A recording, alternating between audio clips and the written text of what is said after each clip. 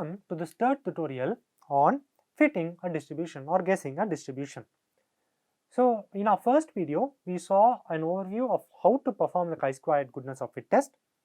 In the second video, we saw the performance of this goodness of fit test for a uniform distribution. Now in this third video, we would do the same thing for a Poisson distribution. So why this third tutorial? It is for two reasons. The first one is that the uniform tutorial was for a continuous distribution. So you could use the same approach for either a normal distribution or a gamma distribution, so on and so forth. Whereas a Poisson is a discrete distribution, right? So when it comes to a discrete distribution, there are a few changes that we would have to do, and we would be seeing those changes in this tutorial. So let's get started. So again, I am going to load this data set known as data underscore Poisson and then call my two basic packages, which are going to be NumPy and pandas. So let's load this data set, data underscore Poisson. So I have loaded the data set into the environment and I have called it into my code.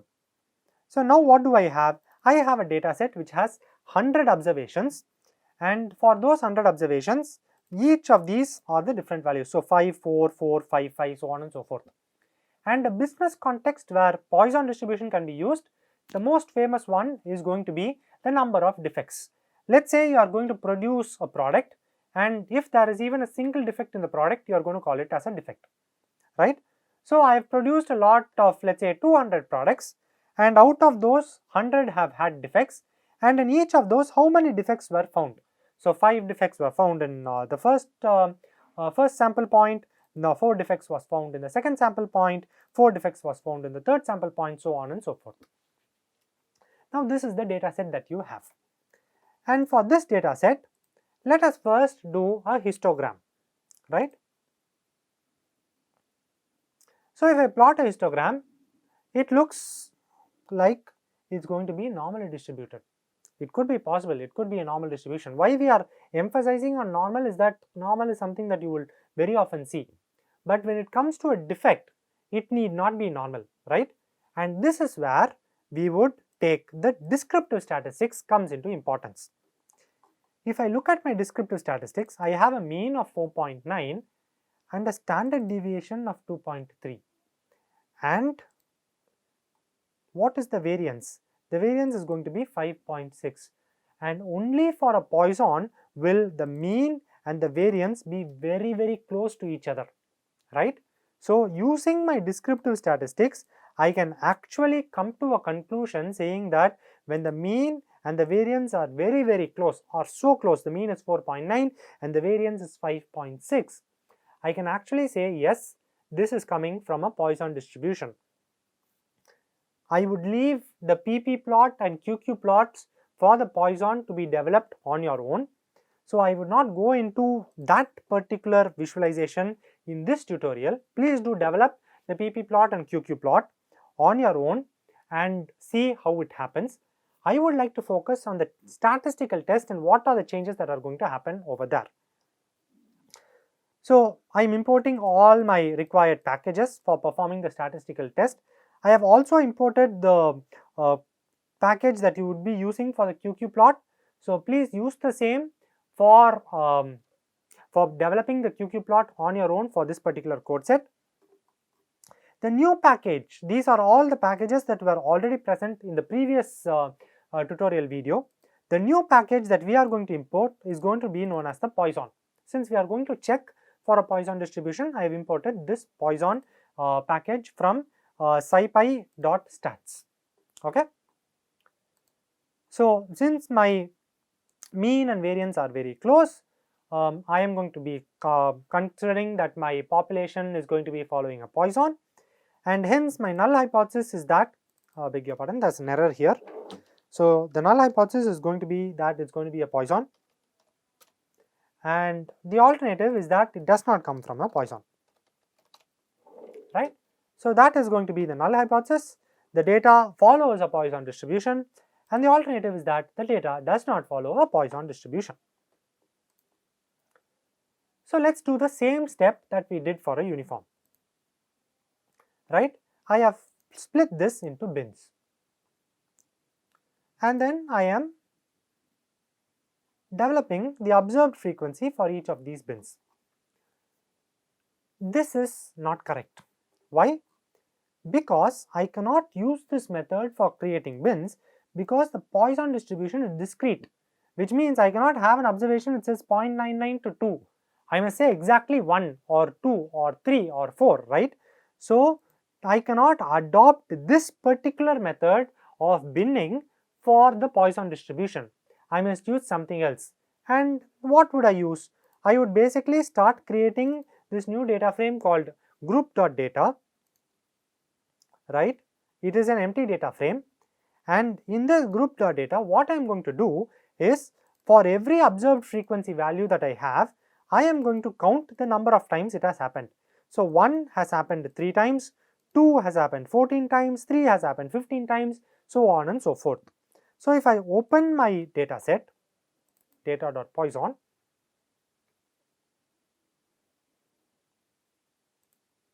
if I open my data set, put a filter on this observed frequency and filter it, let's say, for 4. I am having 16 observations, right? And if I go back to my this thing, 4 would be happening 16 times, right? So my frequency table is matching my data set that is available. So 1 would have happened 2 times, 2 would have happened 12 times, 4 has happened 16 times, and that is what we saw.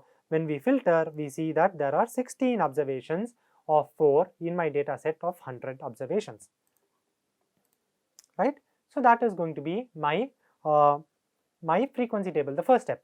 So I have got bins. My bins are going to be 1 to 11, and the observed frequency are going to be 3 to 2. For each of these, I need to compute the expected frequency. And what is that? The expected frequency for one observations is going to be nothing but the probability mass function, the PMF, into the total number of observations in my sample, which is going to be 100, right? So what will I do? That PMF will give me the probability of observing one given this sample with a lambda of with a mean of 4.9. So that is going to be my probability mass function. So for each of these bins, I must get the probability mass function, which is the Poisson PMF. So for this group data frame, I am going to add a new column called Poisson underscore PMF, and that Poisson underscore PMF is going to be computed using this package value, which is going to be Poisson.pmf. I am going to take the k value from the observed frequency index and the mu value, which is going to be the mean value of 4.9 as my mean, and I am going to add that to my data frame, right? So the probability of observing 1 in this data frame is 0.03. Probability of observing 2 is 0.09. Probability of observing 3 is 0.14, so on and so forth, correct? So that is going to be the probability mass function. Using this probability mass function, I need to compute the expected frequency, which is nothing but this probability into the total number of observations that I have, which is going to be 100. So the expected frequency is nothing but the probability mass function into 100. So it is going to be 3.5 observations are going to be falling under 1, 8.7 observations that is going to be falling under 2, 14.3 observations that are going to be falling under 3, so on and so forth. A question may arise, if this is an actual business context, how can this be in decimals, 3.5, 8.7, 4.3, right? If I am going to observe the number of samples which have a defect of 1, how can it be 3.5? That could be a logical question. This is where the word expected comes. This is a theoretical value. Theoretically, I can have 3.5, 4.1, 5.1, whatever in decimal points. There I would not round off. But the actual value the observed frequency will always be an integer value, right? So that is the difference between the observed frequency and expected frequency. The observed frequency is the actual number of observations that fall which have a defect of 1. The expected frequency is from the population how many values will I expect to have one defect. So that can be in decimals. Okay. Now I have an observed frequency and I have an expected frequency. I can perform my chi-square test using the same thing, chi-squared grouped observed frequency comma expected frequency, right? So if I perform this, you will have an error that pops up, and the error would say that the observed frequency and expected frequency do not match. What does that mean? So what does that mean? My observed frequency has 100 values, correct? Whereas my expected frequency has only 98 values. Because of this mismatch, this test will not be performed in Python. It will pop up this error known as the value error for access slice. And it is very logical. There is a logical reason for this. This 98 is coming because my expected frequency, the sum of all of this is 98.78, and that into 100 is 98.78 observations, right? So that is the reason why this error is popping up.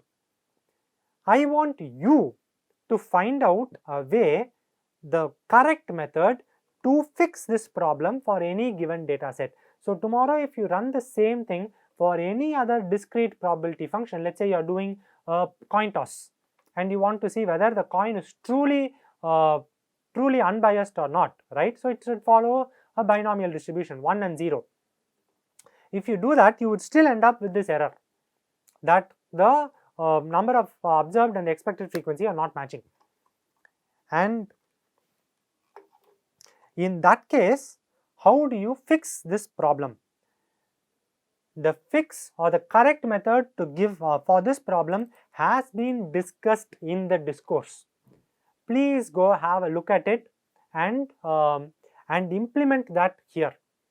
What I am going to do is, if you actually implement the solution correctly,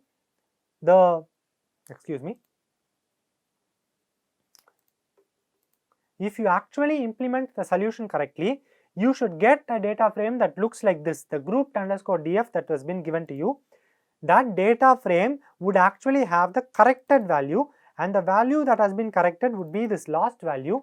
Instead of 0.766, the last value would be 1.97.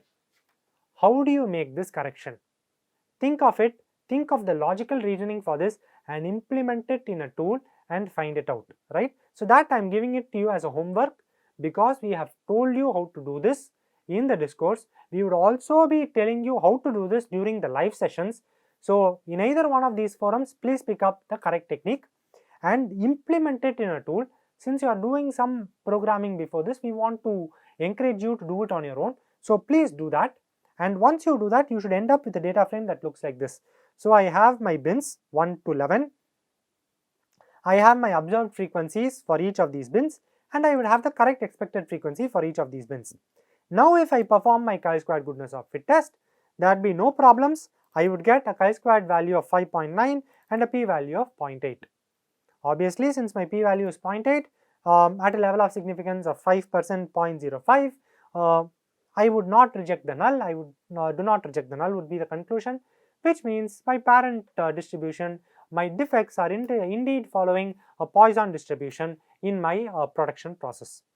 The same way, at a 95 level of significance, if I do k minus p minus 1, my k is 10 buckets, alright, 1 to 11 is 10 buckets, so 10 minus 1, because I am only computing the lambda here, so that is 2, so 10 minus 2, 8, my chi-square tabulated value is going to be 16.9, and at 16.9, that is very greater than 5.9, and hence I will not be rejecting my null hypothesis, right? So this is the tutorial on how to use Python as a tool for narrowing down your possible contenders for for a distribution, and then statistically verifying whether your hypothesized distribution and the actual parent distribution are matching or not matching using a chi-squared goodness of fit test. So please use these tutorials, the codes and the data sets, all the 3 data sets, the uniform, the Poisson and the grouped underscore DF would be available to you for your use and for your further practice. So please do the practice and meet you again in the next tutorial. Have a good day.